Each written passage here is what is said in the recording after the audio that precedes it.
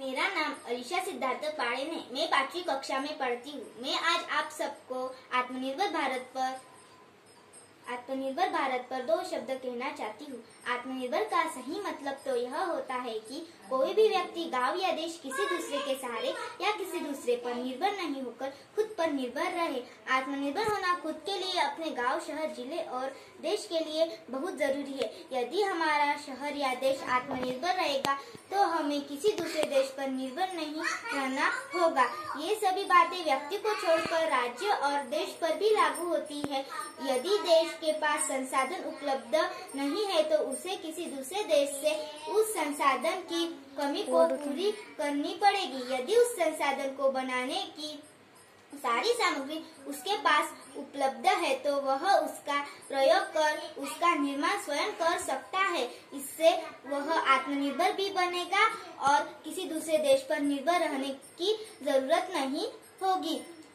हमारे देश हर संसाधन प्रचुर मात्रा में उपलब्ध है। हम कई सारी ऐसी चीजें उपयोग में लेते हैं जो किसी दूसरे शहर देशों में बनी होती है। साथ में देश को भी इसका बहुत बड़ा नुकसान भुगतना पड़ता है। हमारे देश में हर संसाधन उपलब्ध है।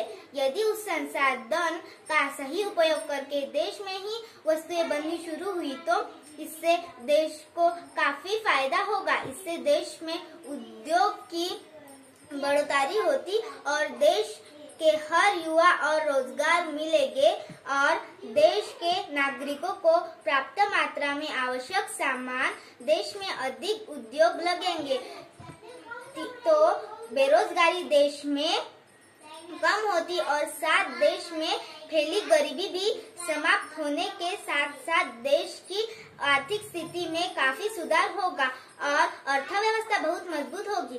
फिर हमारे देश को किसी दूसरे देश पर निर्भर नहीं होना पड़ेगा।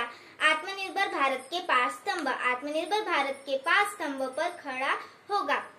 आत्मनिर्भर जो वृद्धिशील परिवर्तन के स्थान पर बड़ी उछाल पर आधारित हो।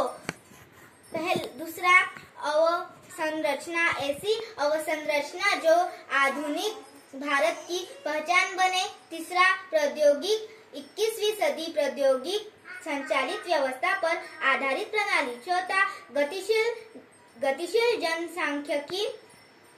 जनसांख्यिकी जो आत्मनिर्भर भारत के लिए ऊर्जा की स्रोत है। 5वां, मांग, भारत की मांगे और आपूर्ति श्रृंखला की पूरी क्षमता का उपयोग किया जाना चाहिए। आत्मनिर्भर भारत को लेकर अब सरकार भी बहुत अच्छे कदम उठा रही है तो हमें भी सरकार का सहयोग करना चाहिए और देश को आत्मनिर्भर बनाने में सरकार की मदद करनी चाहिए। भारत वसुधैव कुटुंबकम की संकल्पना में विश्वास करता है।